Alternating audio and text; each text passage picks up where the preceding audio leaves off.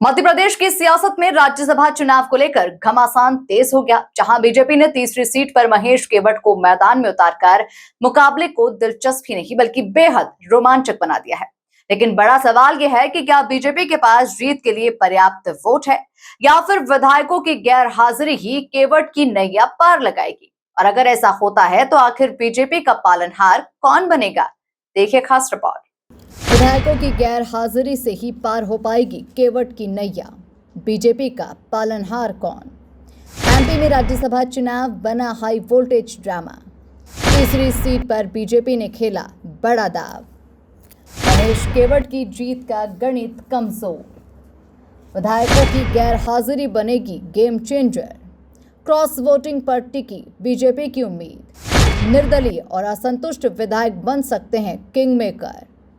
क्या सियासी मैनेजमेंट दिलाएगा बीजेपी को जीत। मध्य प्रदेश के राज्यसभा चुनाव में तीसरी सीट ने सियासी पारा हाई कर दिया है। बीजेपी ने महेश केवट को मैदान में उतारकर साफ कर दिया कि वो हर हाल में इस सीट पर कब्जा जमाना चाहती है, लेकिन आंकड़ों का गणित कुछ और ही कहानी बयां कर रहा है।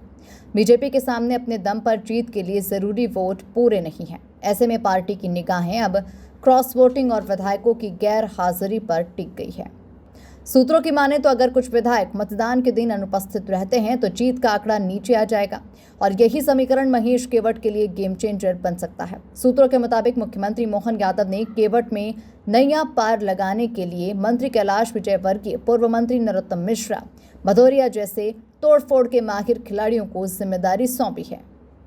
नैया रहे, बिल्कुल शेर की तरह घूमे, उसमें क्या है, कोई समस्या नहीं। अगर उनके विधायक पर उनको विश्वास नहीं होगा तो ले जाएंगे। हमें तो हमारे विधायकों पर विश्वास है, तो डंके की चोट भारतीय जनता पार्टी के साथ खड़े रहेंगे। ठीक है सर। दूसरी तरफ कांग्रेस भी अलर्ट मोड में है। अपने विधायकों को एकजुट रखने के लिए रणनीति बनाई जा रही है। रिजॉर्ट पॉलिटिक्स से लेकर लगातार निगरानी तक हर दाव खेला जा रहा है। राजनीतिक गलियारों में चर्चा है कि कुछ निर्दलीय या असंतुष्ट विधायक इस चुनाव में किंग मेकर बन सकते हैं।